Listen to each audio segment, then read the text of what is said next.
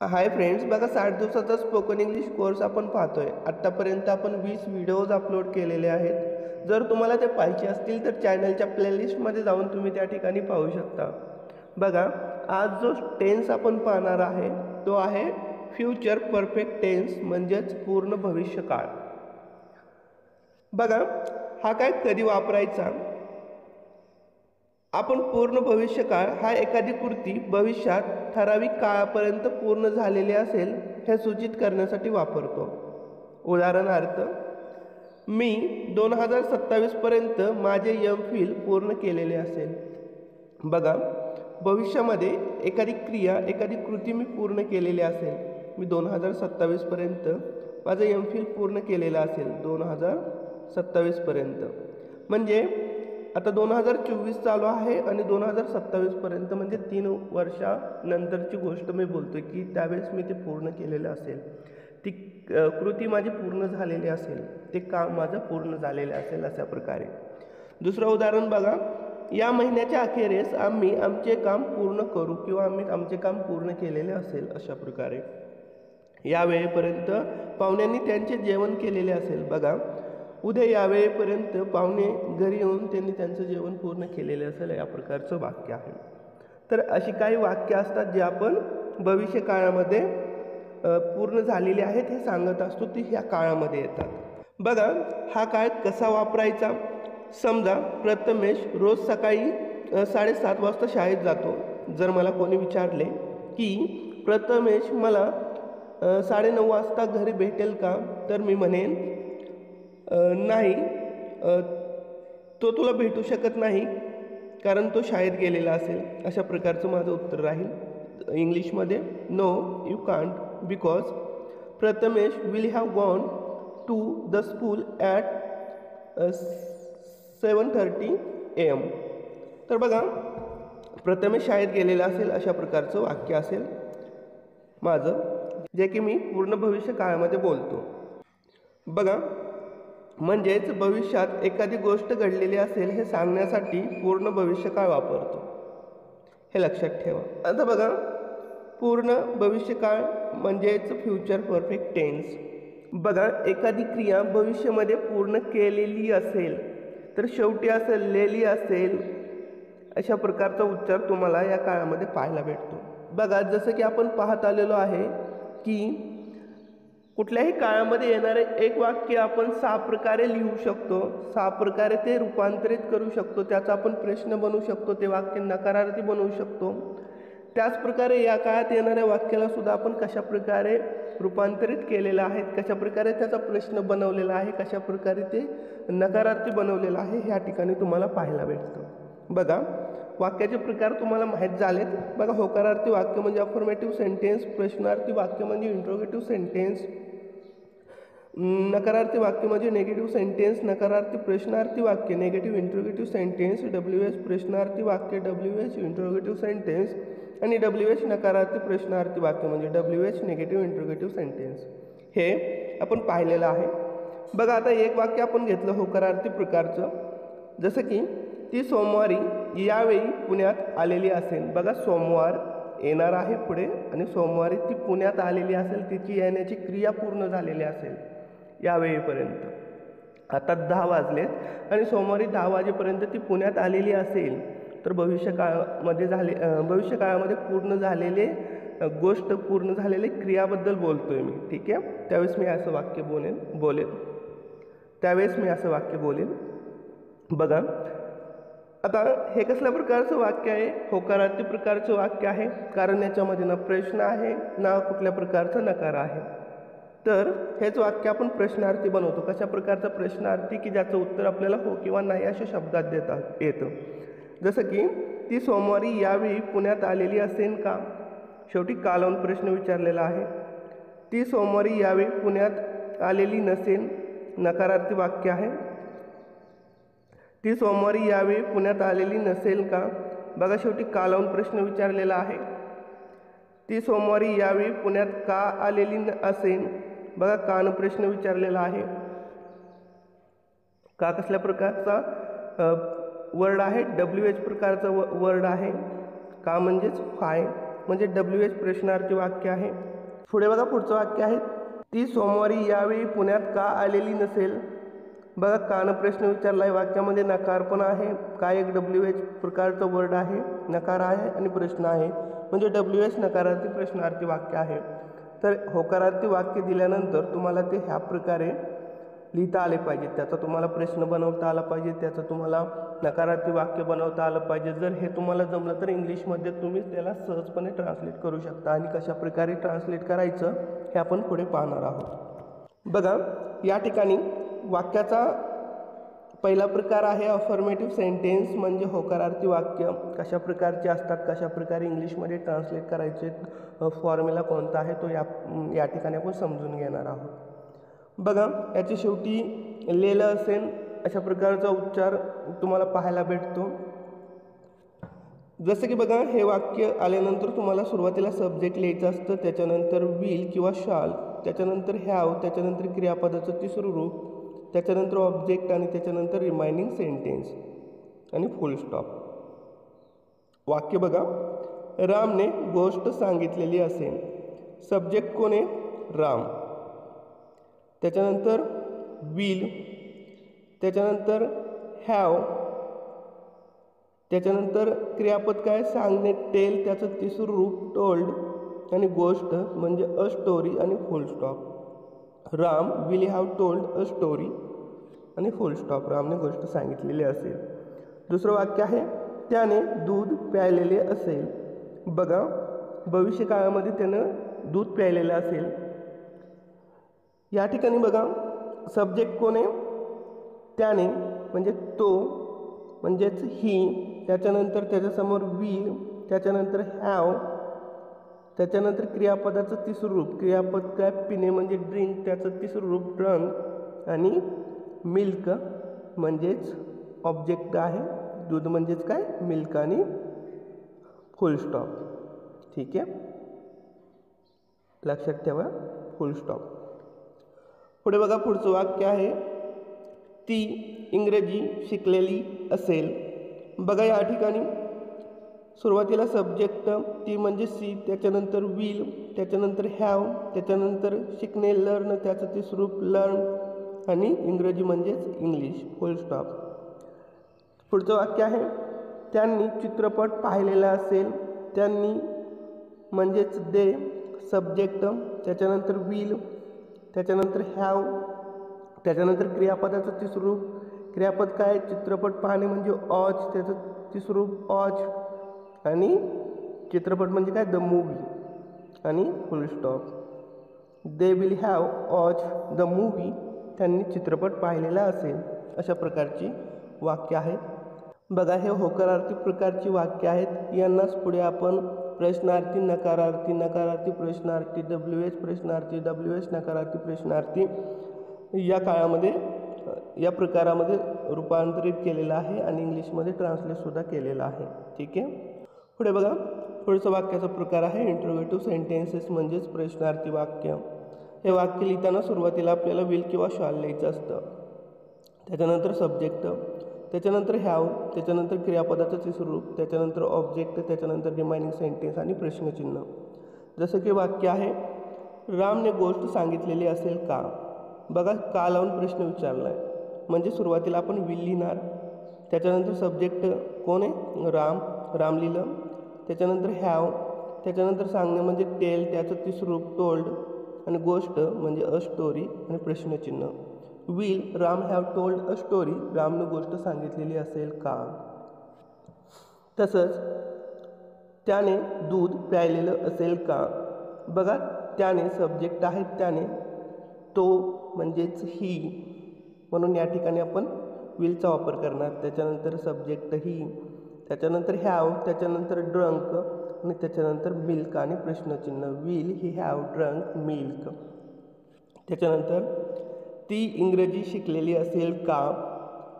Will, त्याच्यानंतर शी, ती म्हणजे काय? शी, त्याच्यानंतर हॅव, त्याच्यानंतर क्रियापदाचं तिसरं रूप लर्न आणि इंग्रजी म्हणजेच इंग्लिश आणि प्रश्नचिन्ह. Will she have learn English, ती इंग्रजी शिकलेली असेल का.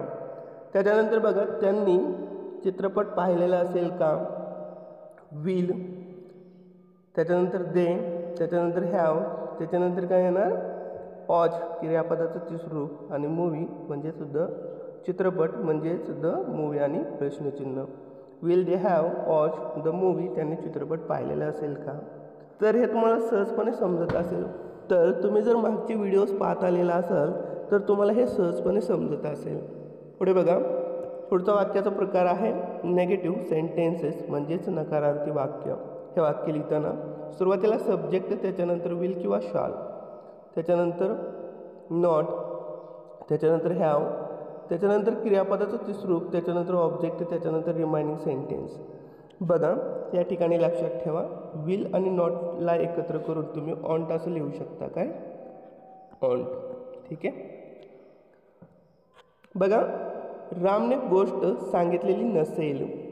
राम सब्जेक्ट, त्याच्यानंतर विल, त्याच्यानंतर नॉट, त्याच्यानंतर हॅव, त्याच्यानंतर क्रियापदाचं तिसरं रूप टोल्ड, सांगणे म्हणजे टेल, त्याचं तिसरं रूप टोल्ड आणि गोष्ट म्हणजे story. Ram will have not told a story, रामनं गोष्ट सांगितलेली नसेल. तसंच त्याने दूध प्यायलेलं नसेल, त्याने म्हणजे ही, त्याच्यानंतर विल, त्याच्यानंतर नॉट, त्याच्यानंतर हॅव, त्याच्यानंतर क्रियापदाचं तिसरं रूप ड्रंक आणि मिल्क आणि फुल स्टॉप. तसंच तुम्ही असं म्हणू शकता की ऑन्ट हॅव ड्रंक मिल्क. ऑन्ट लावलं ना विल आणि नॉट याला एकत्रित करून.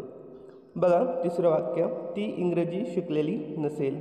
ती म्हणजे शी, त्याच्यानंतर विल, त्याच्यानंतर नॉट, त्याच्यानंतर हॅव, त्याच्यानंतर लर्न, त्याचं तिसरं रूप लर्न आणि इंग्लिश आणि फुल स्टॉप.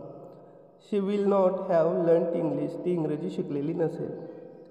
त्यांनी चित्रपट पाहिलेला नसेल.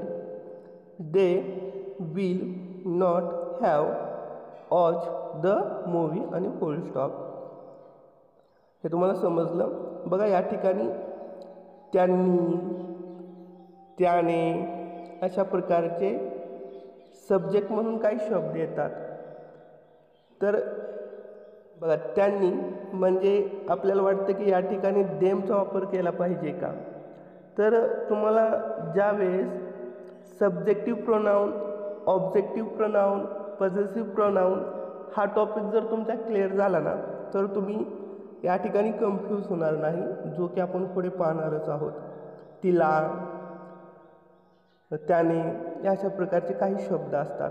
बघा ती आणि तिला असं जर सुरुवातीला आलं, जसं तिला गावाला जायचं आहे, तिला काम करायचं आहे, तिला सुरुवातीला येतं आहे म्हणजे ते सब्जेक्टिव्ह प्रोनाऊन म्हणून येतं आहे. आपल्याला वाटतं की या ठिकाणी हरचा वापर केला पाहिजे का? तर नवीन नवीन आपल्याला असंच वाटतं, परंतु आपण पुढे पुढे जसं जाऊ किंवा तो टॉपिक पूर्ण करू सब्जेक्टिव्ह प्रोनाऊन, ऑब्जेक्टिव्ह प्रोनाऊनवाला, त्यावेळेस तुम्हाला ते क्लिअर होऊन जाईल. पुढे बघा पुढचं वाक्य आहे नेगेटिव्ह इंट्रोगेटिव्ह सेंटेन्सेस म्हणजेच नकारार्थी प्रश्नार्थी वाक्य. बघा हे वाक्य लिहिता असताना सुरुवातीला तुम्ही ऑन्ट लिहा, विल आणि नॉट याला एकत्र करून ऑन्ट लिहा, त्याच्यानंतर सब्जेक्ट लिहा, त्याच्यानंतर हॅव, त्याच्यानंतर क्रियापदाचं तिसरं रूप, त्याच्यानंतर ऑब्जेक्ट आणि त्याच्यानंतर रिमाइनिंग सेंटेन्स लिहून फुल स्टॉप द्या. वाक्य बघा, रामने गोष्ट सांगितलेली नसेल का? बघा रामने गोष्ट सांगितलेली नसेल का, भविष्य काळाबद्दल बोलतोय, लक्षात ठेवा. सुरुवातीला वॉन्ट लिहिणार, त्याच्यानंतर राम लिहिणार, त्याच्यानंतर हॅव लिहिणार, त्याच्यानंतर क्रियापदाचं तिसरं रूप टोल्ड आणि गोष्ट म्हणजे स्टोरी आणि प्रश्नचिन्ह. ऑन्ट Ram have told a story, रामने गोष्ट सांगितलेली नसेल का? त्याच्यानंतर त्याने दूध प्यायलेले नसेल का? ऑन्ट ही हॅव ड्रंक मिल्क आणि प्रश्नचिन्ह. ऑन्ट ही हॅव ड्रंक मिल्क, त्याने दूध प्यायलेले नसेल का? ती इंग्रजी शिकलेली नसेल का? भविष्य काळाबद्दल बोलतोय. एक अंदाज लावण्यासाठी पण या प्रकारची वाक्य आपण बोलत असतो, जो की एका वाक्याच्या वेगळ्या प्रकारामध्ये येतो. ज्या ठिकाणी तुम्ही अंदाज लावत असता हे वाक्य बोलतोय आपण भविष्य काळामध्ये, तोपर्यंत तिनं ती कार्य केलेलं असेल का नसेल का, अशा प्रकारचं. ती इंग्रजी शिकलेली नसेल का? ऑन्ट, त्याच्यानंतर सब्जेक्ट, ती म्हणजे शी, त्याच्यानंतर हॅव, त्याच्यानंतर लर्न आणि त्याच्यानंतर इंग्लिश आणि प्रश्नचिन्ह. Won't she have learn English, ती इंग्रजी शिकलेली नसेल का? त्याच्यानंतर त्यांनी चित्रपट पाहिलेला नसेल का? ऑन्ट येणार सुरुवातीला, त्याच्यानंतर सब्जेक्ट येणार, ते म्हणजे दे, त्यांनी म्हणजे काय दे, त्याच्यानंतर हॅव, त्याच्यानंतर वॉच, त्याच्यानंतर चित्रपट म्हणजे द मूवी आणि प्रश्नचिन्ह. On they have watch the movie. ठीक आहे. पुढे बघा पुढचा वाक्याचा प्रकार आहे WH इंट्रोगेटिव्ह सेंटेन्सेस म्हणजेच WH प्रश्नार्थी वाक्य. हे वाक्य लिहित असताना तुम्हाला सुरुवातीला WH वर्ड लिहायचं असतं, त्याच्यानंतर विल, त्याच्यानंतर सब्जेक्ट, त्याच्यानंतर हॅव, त्याच्यानंतर क्रियापदाचं तिसरं रूप, त्याच्यानंतर ऑब्जेक्ट आणि त्याच्यानंतर रिमाइनिंग सेंटेन्स लिहून फुल स्टॉप द्यायचा. बघा, रामने गोष्ट कोठे सांगितलेली असेल? रामने गोष्ट कोठे सांगितलेली असेल? बघा, कोठे एक WH वर्ड आहे, हे सुरुवातीला लिहिणार आपण. कोठे म्हणजेच वेअर, त्याच्यानंतर विल, त्याच्यानंतर सब्जेक्ट राम, त्याच्यानंतर हॅव, त्याच्यानंतर क्रियापदाचं स्वरूप टोल्ड आणि अ स्टोरी आणि प्रश्नचिन्ह. Where will Ram have told a story? रामने गोष्ट कोठे सांगितलेली असेल. पुढे बघा पुढचं वाक्य आहे त्याने दूध कोठे प्यायलेलं असेल? कोठे WH वर्ड सुरुवातीला लिहिणार, वेअर, त्याच्यानंतर विल, त्याच्यानंतर ही, त्याच्यानंतर हॅव, त्याच्यानंतर ड्रंक आणि मिल्क प्रश्नचिन्ह.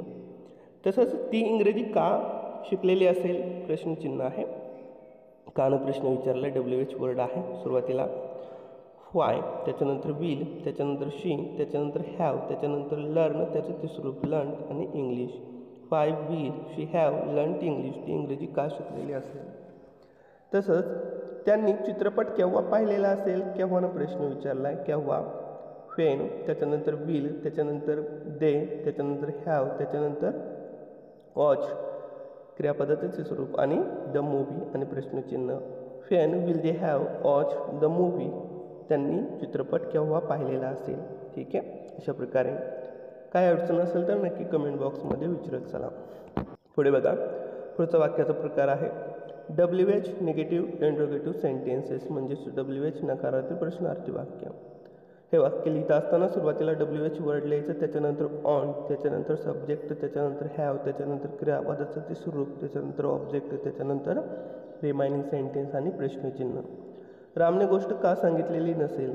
बघा, कानं प्रश्न विचारला आहे, त्याच्यानंतर वाक्यामध्ये नकार पण आला आहे. काय एक WH वर्ड आहे, वाक्यामध्ये नकार आहे म्हणजे WH निगेटिव्ह, आणि प्रश्न आहे म्हणजे इंट्रोगेटिव्ह आणि सेंटेन्स वाक्य. अशा प्रकारचं वाक्य हे तुम्हाला शोधता आलं पाहिजे की वाक्याचा प्रकार कोणता आहे.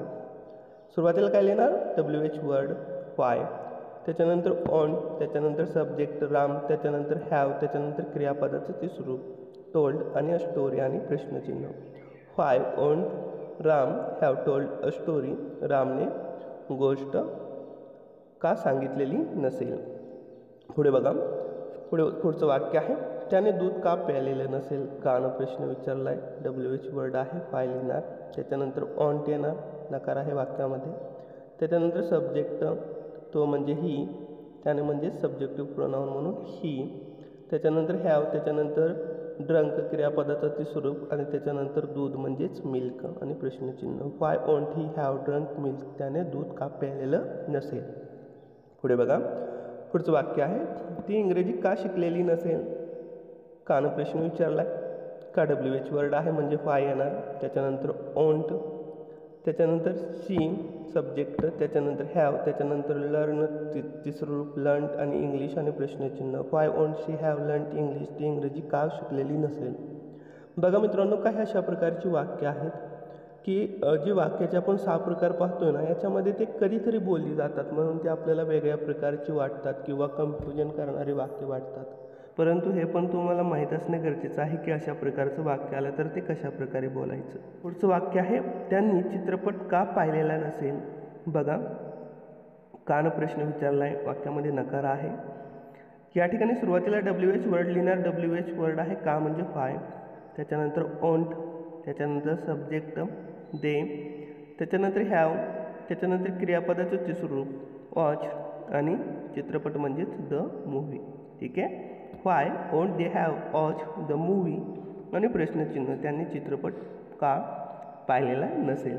तर अशा प्रकारे आपण फ्युचर परफेक्ट टेन्स आणि त्याच्यामधले वाक्य पाहिलेले आहेत. बघा, सरावासाठी आपण याच्या पुढचे व्हिडिओज घेऊन येत असतो, ज्या ठिकाणी आपण बरेच सरावासाठी उदाहरणं घेत असतो.